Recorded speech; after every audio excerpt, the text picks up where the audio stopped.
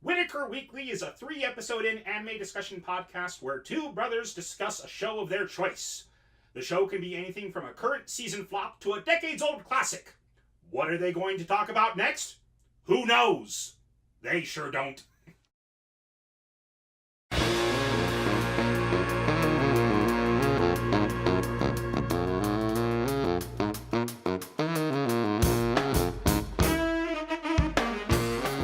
I'm Andrew. I'm Lee. And this is Whitaker Weekly. Let's get right into it. So, a little bit of news. We got Nintendo announcing a new Pokemon game this week. That's true. Just hit, I believe, today, actually. Yeah, they announced, today. Yesterday that there'd be a trailer, and today the trailer dropped, Wednesday.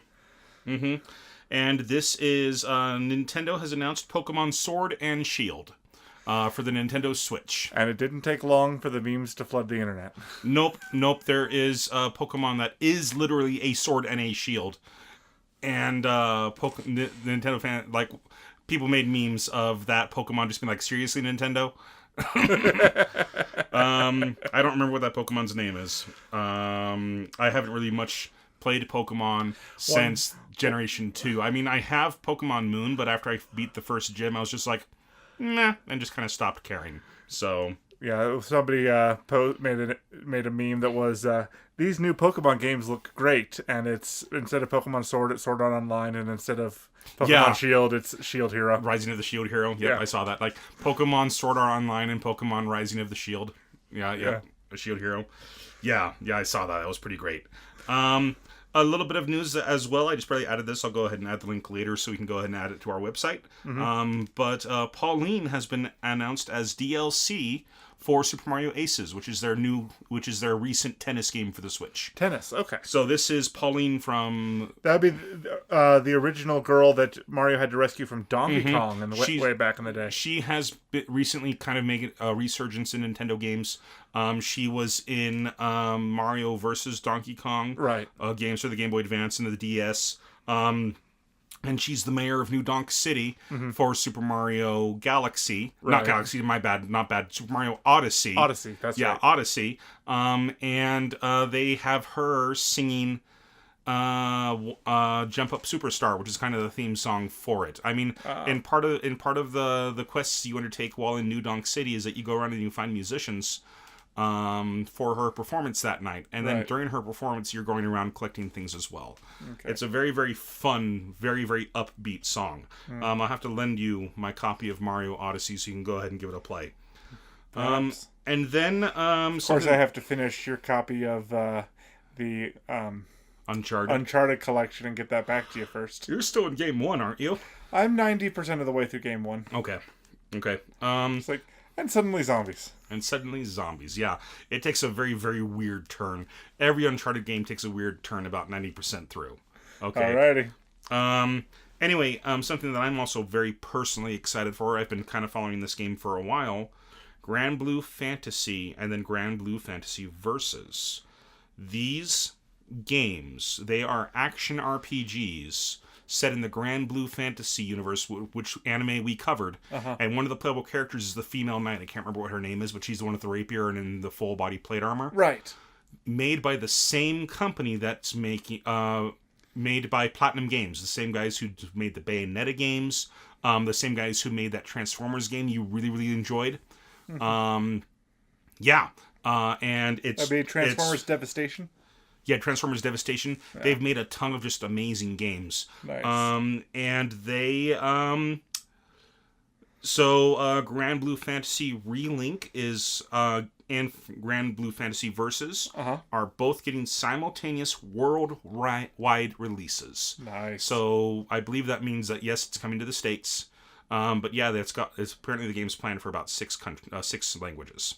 So, But yeah, it's planning on getting a worldwide release, which I'm very excited about because up until now they hadn't really said whether or not it was coming to the States.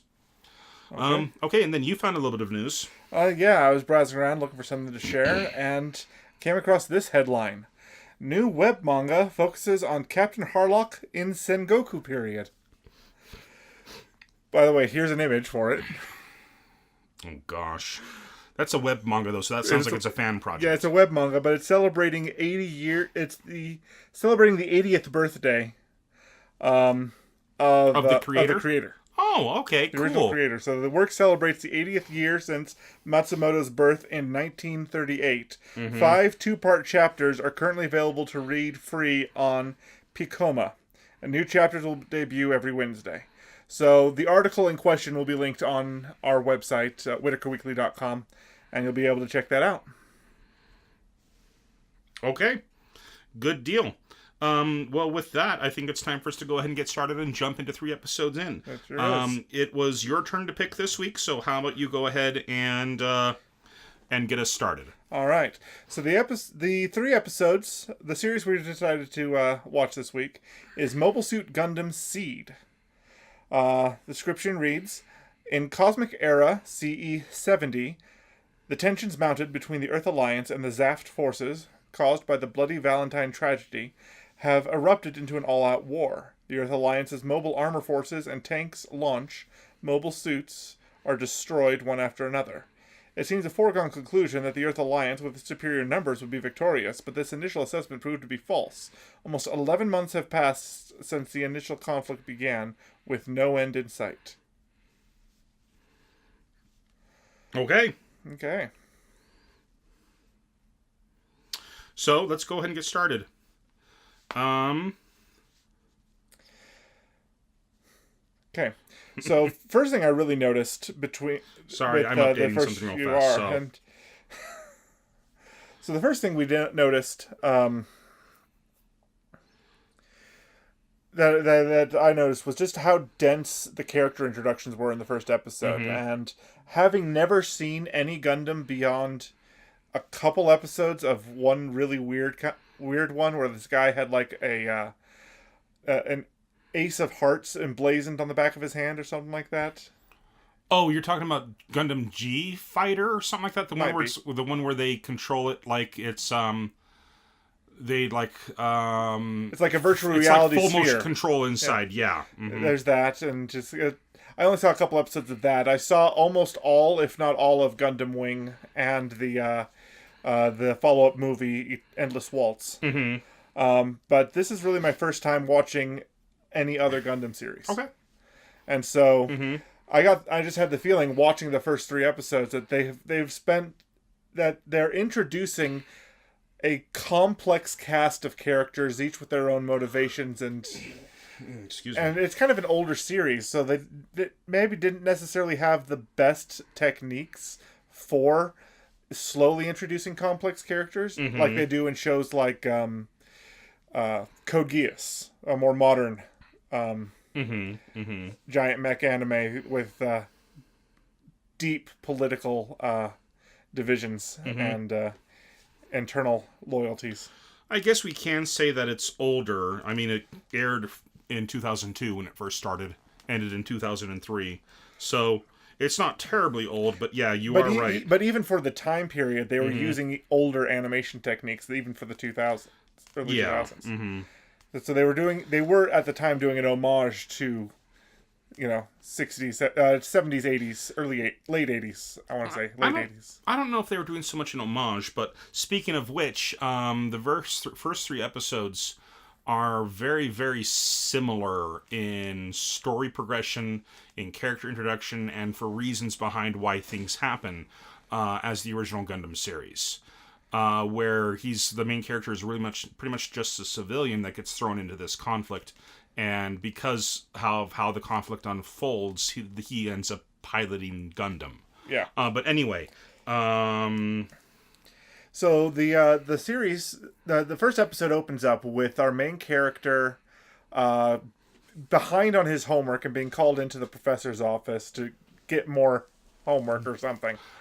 Yeah, and pretty much. And there's a whole lot of, it cuts back and forth between the various characters. We don't get their names. We don't get their positions. They're just introduced as interesting characters at first. But, and so it's kind of hard to follow whose allegiances are with who and where everybody is exactly. It jumps around a lot. It does jump around quite a bit.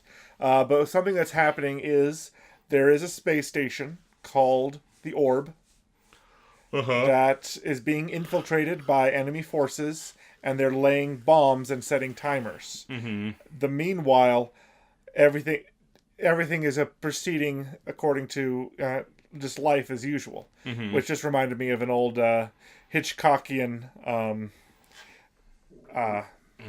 technique for tension building. It's like the way you build tension in a scene is show the audience that a bomb's about to go off, but have everybody else not know. Yeah. Which I think he literally did in North by Northwest or something. I don't think that happened in North by Northwest, but I need to rewatch that movie. Yeah, there's a lot of political intrigue in that one. Mm-hmm. So anyway... including, apparently, they were not legally allowed to film near the UN building. And so they pulled up in a van, opened the door, had Cary Grant walk out to the UN building with a camera inside the van, walk out, walk back, close the door, and drive off. And they used that shot for the movie. Wow. Anyway... so kind of moving on. Those bombs eventually do go off, but we're introduced to multiple characters. We're introduced to the main character, Kira. We're introduced to this country. Orb is we learned that they are a neutral country, that they have nothing to do with the conflict, that it's between Earth and the forces call themselves Zaft, Z-A-F-T. Zaft. Mm-hmm. But they also call the colonies in space, they call them plants, where the word plant, P-L-A-N-T, is initials with a lowercase s at the end, so it's a plural. Yep. So whatever that initials mean, they don't cover in the first episode. Or they don't cover it in the first 3 episodes, if I recall correctly. No. But anyway, we're introduced, there's this girl with red hair that the main character obviously has a crush on. We're introduced to his friends and his colleagues as they're working in the science department.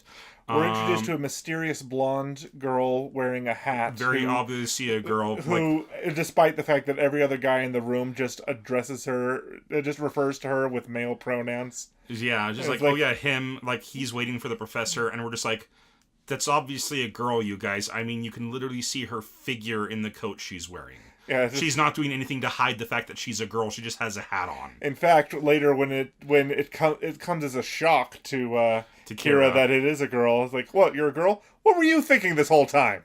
It's she had no intention of disguising that fact about herself. Seriously, and the thing is, she looks literally no different not wearing the hat than she did with the hat. I'm like. It was really obvious. I mean, could you not see the hourglass figure that she had in that coat that she was in? Late 80s anime tropes. Maybe, I don't know. Oh, look at you with the Sailor Moon haircut. That must be popular. No, it was never popular. It was never. Only one person in the whole world had that hairstyle. And yet they never were able to figure out who Sailor Moon was. Oh, the punchline is Machismo. Machismo. It's like, let's have a Sailor... No, come on. The Sailor Scouts are smarter than this. They'll never fall for a Moon Princess contest. Manly guy's doing manly things. She hasn't updated in a while. I hope she starts updating again soon. I've heard that she's on hiatus. Hiatus, okay. She did it every week for 8 years, in addition to doing her very demanding animation job. So she's very much taking a needed break. So I don't know if she plans on coming back. But that being said, I hope she does, because it's one of my favorite webcomics. Right. I adore manly guys doing manly things. But take the break that you need. So we don't want a beloved comic going the path of Garfield, where it's literally the same thing over and over and over again. Anyway,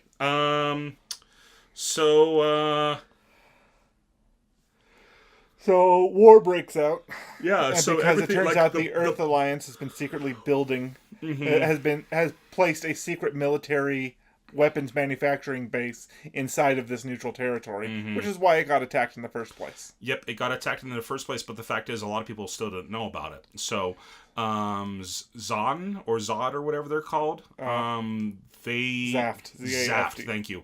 Zaft, they still, while they were attacking and it was their job to go in and steal these prototypes,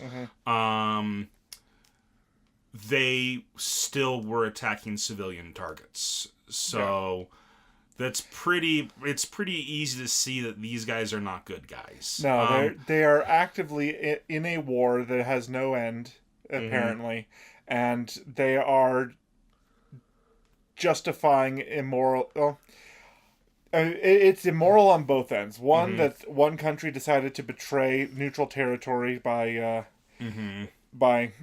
building weapons underneath civilian targets, and so. But anyways, the battle breaks loose. All civilians are starting to rush towards shelters so they can evacuate if necessary.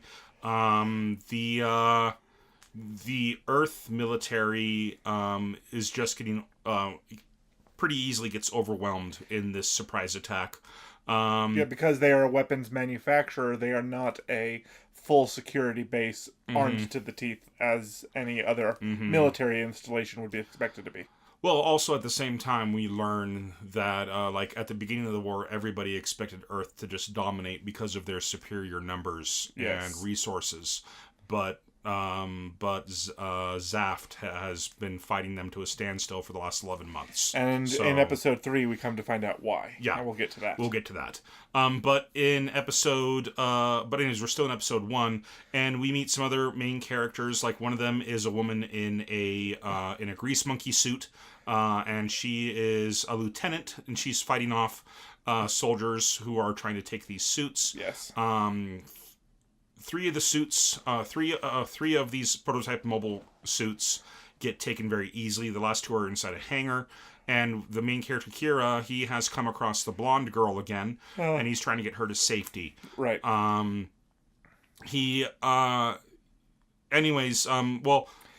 The blonde girl seems to be somebody incredibly important, despite the fact that she's barely in the first 3 episodes. But every time we see her, the shots are composed in a way that indicate that this is somebody who's going to be important in the future. She also sees the suits, and she has a breakdown, and she says, "Father, you betrayed us." Which probably means she's the president's daughter, or something of no of that idea. importance. No idea.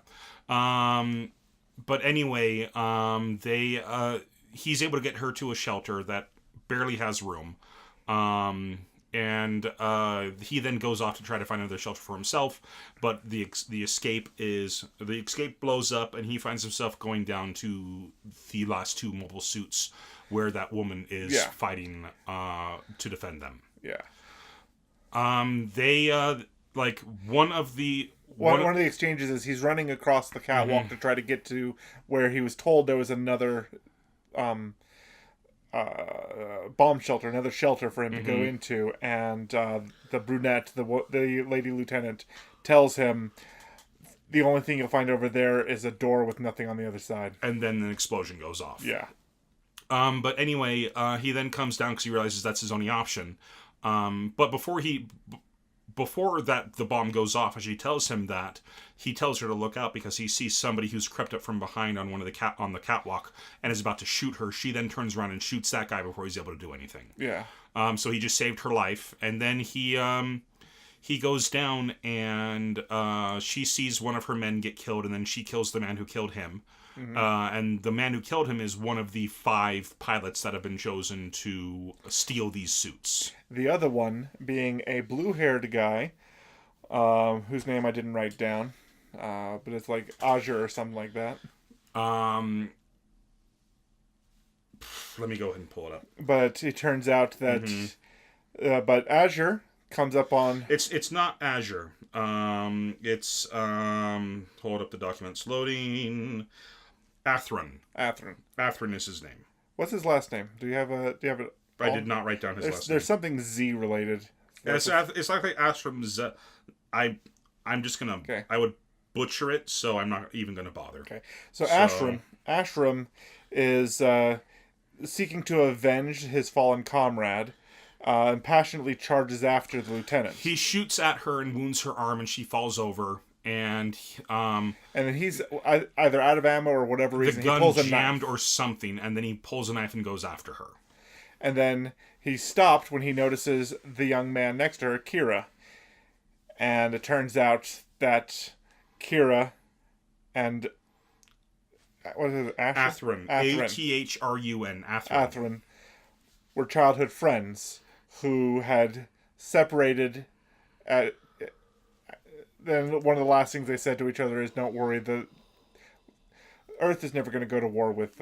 Yeah, Earth and the plants will never go to war. Yeah, and so they go their separate ways, and clearly that happened more than 11 months ago. It doesn't say exactly how long ago it was, but if the war's been going along for 11 months, then that event obviously transpired before that. Mm-hmm. Mm-hmm. And so they haven't seen each other in who knows how long. Mm-hmm. And then they see each other all of a sudden on opposite ends of a battlefield. Mm-hmm. And they both kind of freak out about it. And Anthram then gets out of the way because the female lieutenant pulls out her gun and starts shooting at him again because she's able to get her gun back up. Right. And he gets out of the way. And then she then throws Kira into the cockpit and follows after him. And that's where the episode ends. With the Gundam starting to rise up. So, okay. Mm-hmm. So that's the first episode. Got through that pretty quick.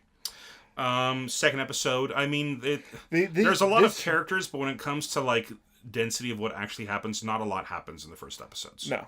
We should probably mention that there is currently an ace pilot, blonde guy, who's also a lieutenant, who is outside fighting the forces of Zath, and is doing a pretty good job at it. Like, he's really good. He's doing a really good job at it, and I don't know if he is the commander of the forces of Zath or just a higher ranked lieutenant, but apparently this is just a Gundam tradition to have a villain with a mask. Oh yeah, well no. He's a commander. He's a lieutenant in Zath. Mm-hmm. And he and the blonde pilot are rivals apparently. Yes. They know each other. But yeah, it's I don't want to say it's a tradition because it's not always in the Gundam shows. No. But we know of 3 that it's in. I mean, we've got the original, then we've got the second, we've got Gundam Wing, and now we've got Gundam Seed. Right. And but if this is just a reboot of Gundam, I don't know. Then we can't really call it more than one. I mean, I don't think it's a reboot. It feels like. Anyways, well, here, go ahead. Let's keep talking about it. I'll go ahead and see what info I can find on the fly. So because obviously, like Full Metal Alchemist Brotherhood is a reboot of Full Metal Alchemist. It's a retelling. It's more of a retelling that follows the actual source material. It does, and it's a restart, and they are restarting Fruits Basket as we mentioned a couple weeks ago, and so trailers for that have been dropping. But it's just a question that I don't have answered, is whether or not Gundam Seed is a faithful retelling or reimagining of the original Gundam, or if it just happens to be very similar in the first 3 episodes. I don't think it is. I think it's of a similar vein, though. Okay. I think they took a lot of inspiration from the original series. But go ahead, let's go ahead and start with episode 2. So episode 2 starts a combat scene between the Gundam and the forces of Zaft. Mm-hmm. And something that's interesting about this show that I haven't seen in other Gundam before, every Gundam seems to automatically be very colorful. But in this show, all the Gundams are a pale off-white colors until they push a button which activates a thing called phase armor. And then they become the colorful Gundams that you've come to expect. Mm-hmm. Apparently, what phase armor is just it enables them to take a lot more damage by, or just shrug off a whole bunch of damage like projectiles and other things. And so it takes very special weapons to defeat a Gundam when its phase armor mode is activated. Mm-hmm. So episode 2 features. The lieutenant and Kira basically trying to share a one-person cockpit while she's trying to fight off these. Even though she's in a better weapon technically, she's not trained. She doesn't know how to use it, and a running gag through episodes 2 and 3 is how awful the operating system was. Or the Gundams. It was an OS meant for helping to test it, not actual combat OS. Right. These were not combat ready. No. Mm-hmm. No. Which, by the way, I was at a flight school a couple months back, and they told me that in modern fighter pilots, they actually don't have a heads-up display in the cockpit of the fighter plane. It's all a VR heads-up display in the helmet. Mm-hmm. Okay. So, I guess that saves them room for. Okay, so sorry, I found some articles online, and one of them says that it is based off of the original Gundam. So they did take a lot of influence from the original Gundam, but it is not the original Gundam. It's not a retelling of it. It's brand new characters. It's just the first 3 episodes felt exactly like the first couple of episodes. To let me go ahead and pull up a picture. Keep talking. I'll go ahead and pull up a picture of the original Gundam's ship, so you can see how close it is to the Archangel that we have here. So. Right. All right, so, yeah, that was something else that was going on with the explosions and the assault and everything happening all at once. Is that they did demonstrate that they decimate the military force that was hiding there. Mm-hmm. I mean, they were just annihilating the military presence on that base, on that space station. Mm-hmm. But no, the combat continues, and oh no, okay. So the thing I wrote down here that was pretty cool is, as the lieutenant is trying to stand her ground against this other experienced combat pilot. The original ship was called White Base. Uh-huh. So you can see how close it is to the Archangel. It's almost the identical. The Archangel is a slightly more elegant version. More curved, I would say. It's got curves, whereas with the white... it's Eevee versus Wally. Yeah. Anyway, sorry, keep going. If they were based on the same model, that is. Mm-hmm. But no, yeah. So, Kira has a group of friends. Mm-hmm. 4 guys and a girl who seems to be the girlfriend of one of the guys. Mm-hmm. Who haven't completely evacuated yet, and they're in the street behind him, and if he takes another step back, he will crush them. Mm-hmm. And so he pushes the lieutenant out of the way and takes command of the Gundam and pushes back. Mm-hmm. And then realizes how awful the operating system is and rewrites it on the fly. Mm-hmm. And then starts behaving better. And the other pilot, who's an expert pilot of a Gundam, is saying there's no way a natural could pilot a Gundam this well. Yeah. Or a mobile suit this well. Apparently, mobile suits are extremely complex, right, and take higher brain capacity in order to pilot correctly. That was something that they did when they captured the other Gundams. Is that they went through a checklist of make sure the auto-destruct sequence is turned off, and then go through a calibration system before they could fly off in them. So that was something that they did with the 3 that they were able to ensconce with at the very beginning. But no, apparently the last Asher. No. Ather. Atherin. The first episode ended with Atherin getting into the other Gundam. So he's ordered to take off with it. Says, "You've got the Gundam, just take it back. I'll take care of this one." And Kira slowly starts learning how to use the Gundam and starts kind of winning in combat. Ultimately defeating the guy, and the guy ends up having to take an escape pod and set his own Gundam to self-destruct. Well, his own mobile suit. It's not in Gundam. The Gundams are a very specific type of mobile suit, where there are non-Gundam mobile suits. Every single time we have a Gundam series, except for I think like Gundam 008 or something like that. The Gundams are always a very special type of mobile suit. Right. In Gundam Wing, they're made of Gundarium, and they're just extremely advanced machines. Right. In the original Gundam series, Gundam had an AI that allowed it to learn from combat, and that's why the main character, they decided to have him be the pilot, because he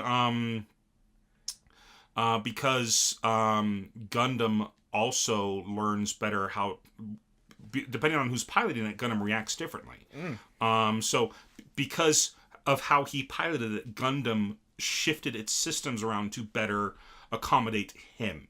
Yeah. Amano, or I think his name is Amano. In this series, Gundam seems to be an acronym for something about a system that interfaces with a person's nervous system.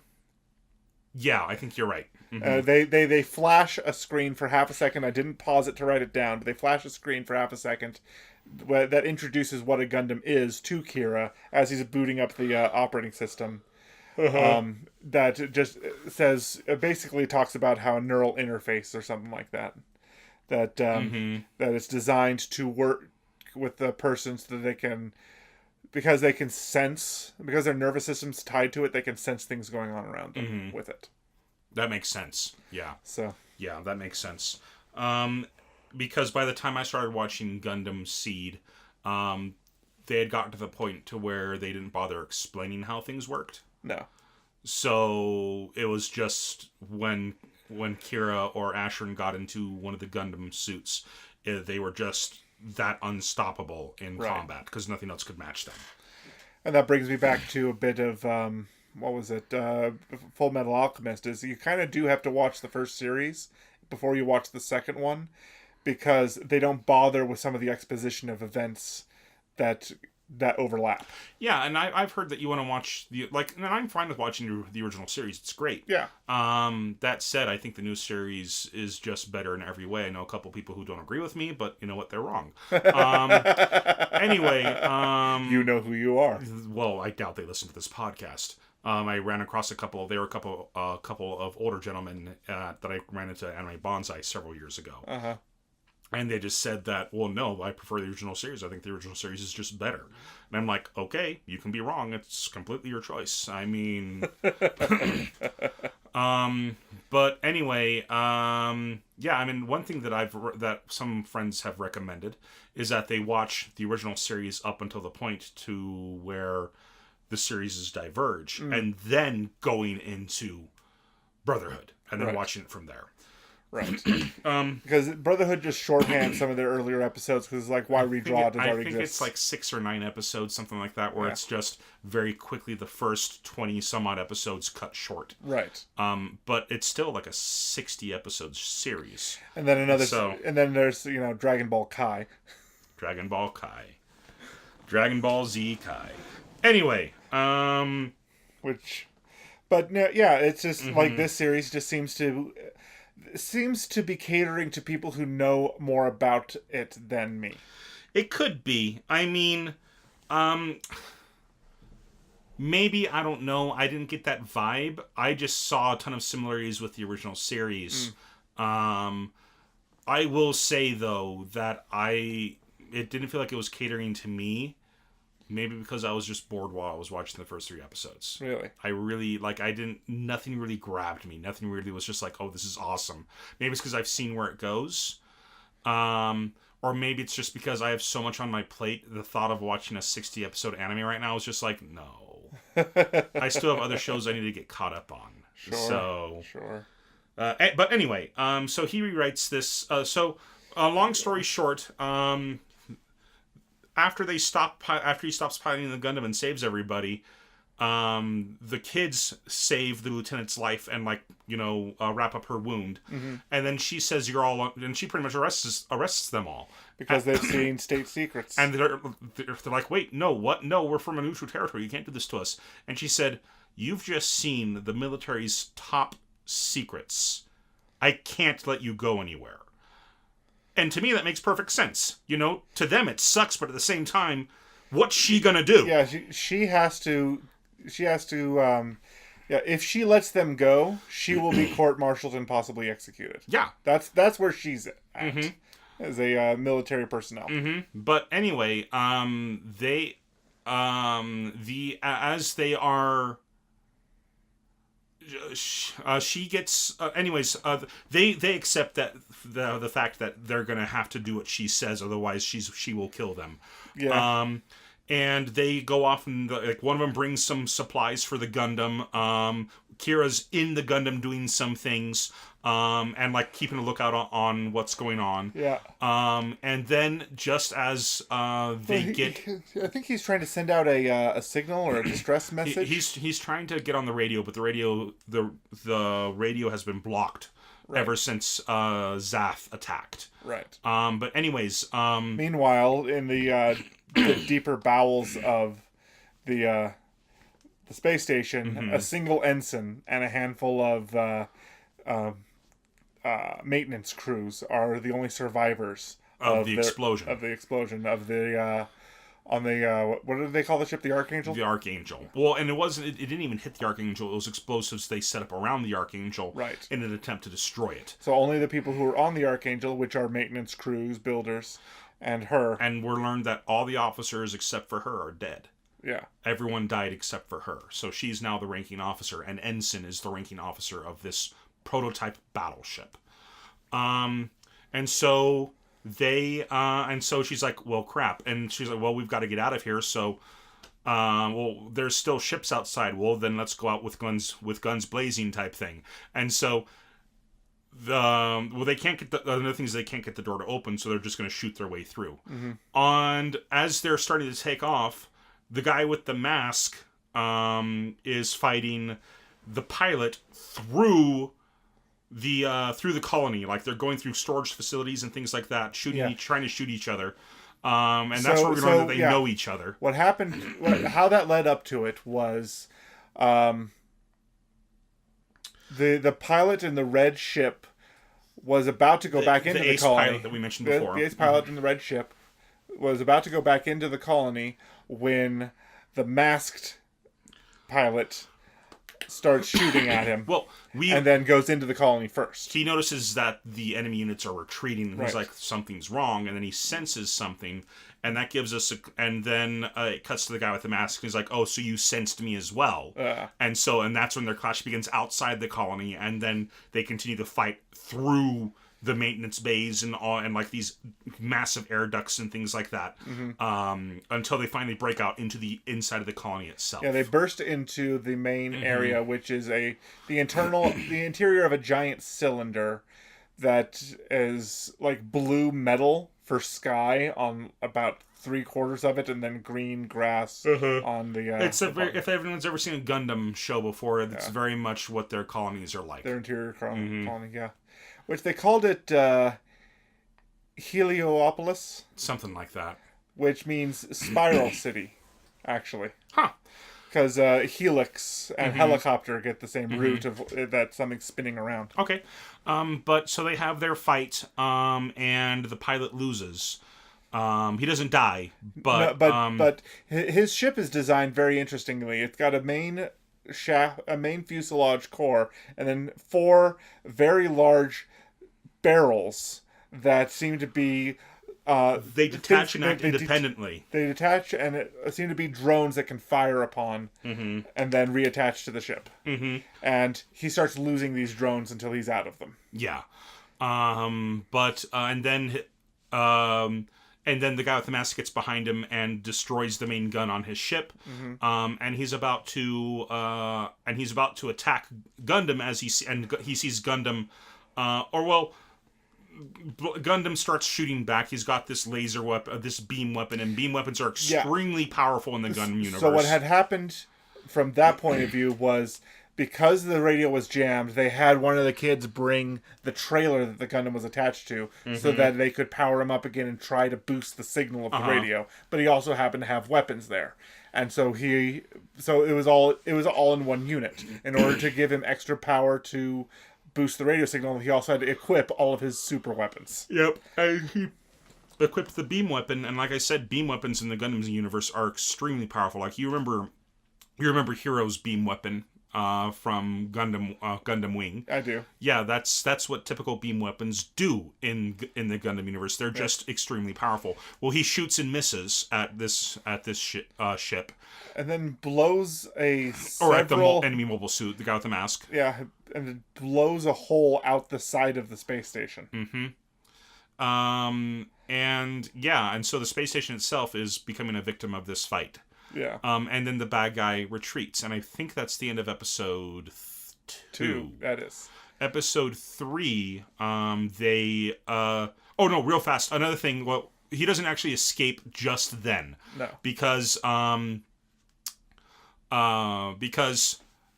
Archangel shoots through the blows its way into the main area as well. Yeah, blows its way into the main area, which distracts the guy with the mask. The mask. Yeah. And then his suit gets damaged in the fight. I don't exactly remember how, but I remember him losing his arm.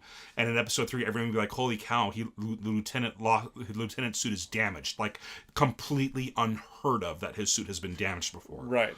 But anyways, but that's what happens when he's fighting a Gundam with somebody who knows how to use it or somebody who could use it. Someone who can use it. And, an extremely powerful ship. And he's like, those fools, they failed to destroy Archangel. But Archangel is also an extremely powerful ship. Right. That's the end of episode 2. Episode 3, everybody's gathering their strength again. Right. And the forces of Zaft, the Zaft forces, are regrouping to send another assault to try to capture the last Gundam. Capture or destroy it. Meanwhile, the colony is trying to... everybody's still in bunkers and buckled in because the bunkers also double as escape pods in the worst case scenario. They're saying that they are currently at level 9 and and they want everyone to remain in the bunkers because if it gets any worse, they will evacuate. Then they will launch the bunkers into space.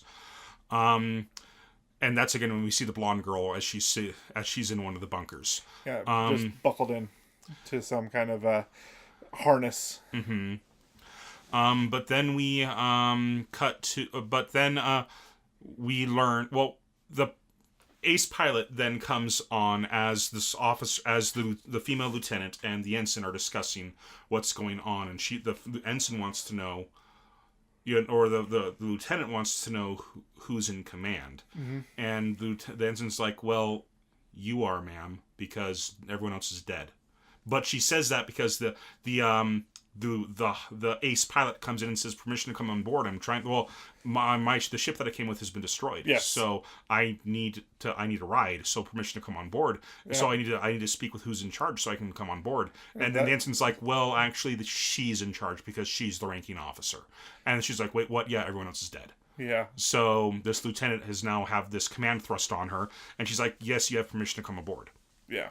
And that's when the ace pilot turns to see the boy, Kira, who had piloted the Gundam during that fight and had reprogrammed the OS on the fly. And the ace pilot asks him, he calls him a coordinator. Like, which immediately puts everybody else on high alert. Mm-hmm. We find out briefly after that fact that what's happened is apparently the forces... so there's what are called naturals and coordinators. And a natural is somebody who is born on Earth or just born genetically normal. Most people on Earth are. But apparently it's been a common practice for the forces in space to genetically enhance or modify their young to be better suited for life in space. Mm-hmm. And so he is a first generation coordinator. Which means his parents were both natural. Yes. Mm-hmm. And but because all of the enemy forces, and this is why we said we'd come back to this. This is why the Zaft forces are not losing the war as quickly as they thought they would, because they are, even though they are few, they are superior. Mm-hmm. They have faster reflexes. They think faster on their feet. This guy reprogrammed an operating system between getting shot at to make his suit better. Mm-hmm. These guys are super geniuses with with these enhancements. They're space Nazis. But okay, not refuting that. What was it? I think Bill Burr had that thing about going to Sweden and seeing all the beautiful men there and says, you know what? Hitler may have been onto something. Anyways. Bill Burr. Oh, he's a horrible man. Anyway, continue. So immediately the guards that are present raise their rifles and aim it at him because he's genetically modified. He is immediately assumed to be one of the enemy. Mm-hmm. But it's like, no, I live here because I wanted to avoid the war. His college friends stand up for him, and it's like, this is a neutral territory. People from both sides wanted to be here to avoid the war. Yeah, and that's the lieutenant who says that. She's like, well, this is like, well, the pilot says, well, what do you think, Lieutenant? And she says, well, this is neutral territory, so it makes sense that people from both sides of the war would come here. Because it's neutral and they wanted to avoid the war. And she ordered the soldiers to put their weapons down. Yeah. Also because she's seen him fight, he saved her life several times. Yes. And if he were an enemy combatant, he wouldn't have betrayed the enemies in opportune situations. He would have taken the suit. Yeah. And gone to the enemy. But anyway, they get everything up onto the ship, and but again, the enemy comes in, and they're attacking, and they have another battle inside of the Heliopolis, or whatever it's called. Heliopolis. Uh-huh. And it's and every shot that they miss starts destroying the space station further and further, and we just watch the decay happen. And the enemy doesn't care. Like, they don't care if they miss. Like the Zaft there. With every villain with every Zaft mobile suit that they manage to destroy, the mobile suit seems to, in just a desperate attempt to do something, fire all its missiles at random. Just hit something. Well, and one of the things that they mentioned, that the pilot mentions, is that one of those mobile suits that they're bringing in is a heavy bomber suit designed to wipe out military facilities. Yeah. And they're in a civilian space station. A civilian space station. Now, at the beginning of this episode, Athearn. Did I get that right? Athearn.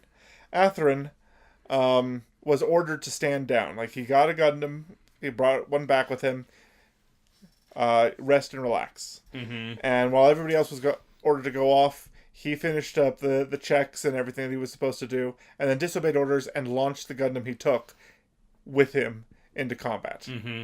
And the commander was about to say something, but the guy with the mask was like, no, let him do it. Let's see what happens. Let's see what happens. So the guy who was leading the attack was the guy who got beaten by Kira in episode 2. Right. But bit by now I was having trouble following. I was honestly having trouble following to figure out just how many different forces there were, because they'd never really had a unifying factor. Like, I couldn't tell if there were more than one factions of the Zaft forces attacking at the same time, or if they were a unified front between two different types of strike forces. Like, you had your mobile infantry on the outside, and you had your infiltrating special ops team on the inside. And, at the very beginning, they had their special ops team that infiltrated it, and then they had their mobile strike force to distract them. But again, the way the show was made, it was very confusing as to just how many factions there were and who was doing what. Yeah, it was very hard to follow at first. I agree with that. Like, they were not clear on who was who. So I'm thinking it's one of those shows that you go back and watch again, so that after you've learned who everyone is, so it makes more sense the second time around. Except that I don't want to watch 120 episodes of a show. I don't have time for that. Anyway. Well, go and get an internship at a library again. No. That's not happening. Because I enjoy getting paid what I'm getting paid. Anyway, so to cut a long story short, the Zath Gundam suits start getting destroyed, and that starts upsetting the leader of them. And he starts making some mistakes. And this time, Kira has a sword. He has a beam sword this time around, which is different from the regular beam swords we see in Gundam. Usually, the beam swords we see, it's just a beam of light. It's very much like a lightsaber. It's a lightsaber. But in this one, it is the beam of light. But there seems to be. Not seems to be. There is a. The beam of light exists on the razor's edge of a sword, so it's a sort of containment unit that has it's got the a beam, containment unit that has the beam of light. So and you've seen. I think there's just been plenty of examples of this, like laser axes and things like that. Oh yeah, yeah. That, I was gonna say it reminds me of the lightsaber or the beam saber that Travis Touchdown gets in Killer 7. It's a video game from the GameCube era. okay. Go ahead and look it up. But yeah, it's a very, very silly game where he gets a lightsaber on an online auction and he decides he needs to become an assassin because he gets it. So he goes and he hunts down the world's top 7 assassins. Okay. So, yeah, it's a silly, Alrighty brutal game. But anyway, so he's using this beam saber, and the guy he's fighting against is always talking about, is making these comments about how, oh, he's so quick, he's so fast. This guy can't, like, how can a natural be this skilled type thing? Not realizing that he's going up against a coordinator. Mm-hmm. And he gets distracted when one of his friends gets killed. Yep. Kira then chops off his leg and then brings the sword down again for another strike and destroys the Gundam. We should probably say that this is his... I think the mobile suit. The mobile suit, thank you. Yeah. I think we should probably say that this is his second confirmed kill. Yeah. Because the first kill he had, he rammed a couple of massive Bowie knives that the Gundam happened to have in another mobile suit. But didn't that guy escape? And then was that the guy who escaped? Yeah. Okay, So this is his first kill. And his first kill was a friend and commanding officer of... Atherin. Mm-hmm. And so Atherin is immediately in vengeance mode and goes to fight the Gundam on Gundam, and they can't get ground on each other, and eventually they do come to realize, yes, they had been in denial. No, I just see, both of them were in denial. Both of them were thinking, there's no way it could be him. It's no way he's here. Yeah. Type thing. And then eventually it comes down to the point of, oh, yes, you are here. What are you doing here? Why are you on this side of the conflict? When the last shot decimates when one final stray shot blows up just enough of the space station that it starts falling apart. It's Code 10. All of the shuttles are being launched off, and because so much of it's falling apart now, the vacuum of space is ripping it into sections, and both Gundams are sucked into space in opposite directions. And so... And that's it for episode 3, and that's the first 3 episodes of Gundam Seed. Yep. Final thoughts. I'm interested. Mm-hmm. I'd like to watch more personally. Okay. I haven't seen enough. I haven't seen any of the original Gundam, so I don't know where it's going with this. It's a good show, and there's a lot of really good things that happens in it. I'm gonna say that right now. Okay, it's a very good show. Some very good things happen in it. But yeah, so if you're interested in it, by all means, watch it. Like I said, I didn't much care for the first 3 episodes. But I did kind of enjoy seeing how they were pulling from the original Gundam for inspiration for this series. But overall, I was just like, this is not really holding my interest right now. That's fine. So, and we have so many other things right now. So many other shows I need to watch. Okay, so that's it. And now, we watch 3 episodes on Wednesdays just before we're recording these podcasts, so they're fresh in our mind. But these days, I'm watching 1 episode of Shield Hero and then 3 episodes of this. I'm behind on Shield Hero. I'm behind on SAO. I'm behind on Certain Magical Index 3. Are you up to date on Slime? Of course. Of course I'm up to date on Slime. This week's episode of Slime was great. And I'm very much looking forward to seeing what happens in the next week. Okay. But anyways, so that's it for 3 episodes in for Mobile Suit Gundam Seed. And what are we watching next week? Next week, I had one idea for a show, but I decided to go ahead and change it. Because we talked about how it's the 80th birthday of the guy who created Captain Harlock. So we are going to be watching the first 3 episodes of Captain Harlock Space Pirate. So the original 1970s? The year is 1970. The year is 2977.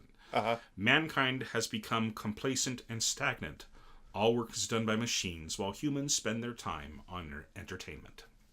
So, That is the summary from Crunchyroll for Captain Harlock. It's not a big summary. I've kind of noticed this about Crunchyroll's older summaries. They tend to not be very detailed. Right. Like even the one for Fist of the North Star, it was just like talking about a guy doing martial arts in a post-apocalyptic world. I'm like, I could write a better one for you. I could write a much better one for you.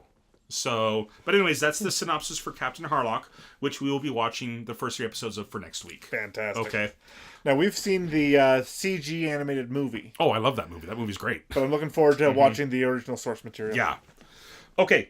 So that's it for 3 episodes in. It's now time for recommendation of the week, which is your pick. And this time, because of the animation style and things that this show reminded me of, I picked something that I haven't watched in a long time. I am recommending the anime Noir. Okay. Now, the first time I saw Noir was, oh man. So where there's now a Dick's Sporting Goods, before that there was an FYE, and before that it was a Media Play. Mm-hmm. So more than, I want to say 2 decades ago. Mm-hmm.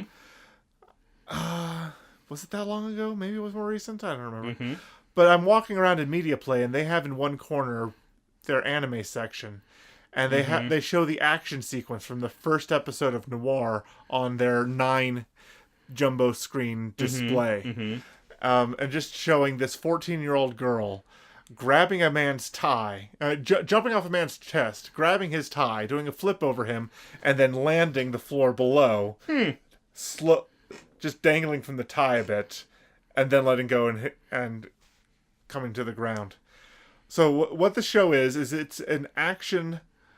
it's an action thriller featuring 2 assassins, including one who is a 14-year-old Japanese schoolgirl, and the other is an adult French female assassin. She's blonde, isn't she? She's blonde. Yeah. Her name, she's supposed to be French. Yeah. Everybody speaks Japanese, though. Yeah, it's anime. of course. Of course. But it's a very interesting, very fun action series. Interesting tidbit, that show was made by B-Train Studios, the same studio that made Tsubasa Chronicles. Huh. Anyways, just wanted to go ahead and pull that little fact out. Did they make the OAVs of Tsubasa Chronicles or the original series? It said Tsubasa Chronicles and then Tsubasa Chronicles Season 2. So I think they did the actual series of Tsubasa Chronicles. Okay. I have the series of Tsubasa Chronicles, and it's not as good as the manga, which is almost always true, isn't it? Yes and no. Yes and no. Like I find that if the show comes first, the show's better than the manga. But if the but anyway. Well, my just one of my big complaints for it was that the manga is really well paced, and the show seemed to drag a little bit. Gotcha. And there were certain scenes in the manga, certain poses in the manga that were just so much better than the poses ended up getting drawn in the anime. Gotcha. Okay, well, that's it for recommendation of the week, Noir. Yeah. And I'm going to go ahead and give our creator shout out this week. And this week, I'm giving a shout out to Astor Alexander. And he is an extremely talented artist. You may have seen some of his pictures before, but he has kind of made a name for himself on gaming news websites because he has drawn pulp noir covers for video games. So he's doing his own fan art of these? He's not being commissioned for them or something? It's just fan art that he's made. Oh, fantastic. Yeah, like I think like one of the what was called like Space Bounty Hunter, and it's like a picture of Samus, but it's Samus in an old 1920s style what they thought a spacesuit would be. Oh. So that sounds awesome. Yeah, it's really awesome. Another one was called Twilight Girl, and it's a detective noir with Link and Midna? An adult Midna. Or like her full body.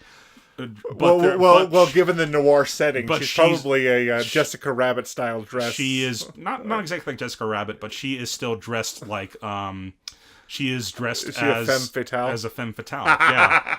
Yeah, and Link's got like the suit and like the disheveled tie and stuff like that. Yeah, it's pretty awesome. It's pretty awesome. Link as Dresden. So go ahead and give, like, I couldn't find a Facebook, and I don't think he has YouTube, but I found him on Twitter, Instagram, and he's got a website. He's got a link on behance.net. Okay.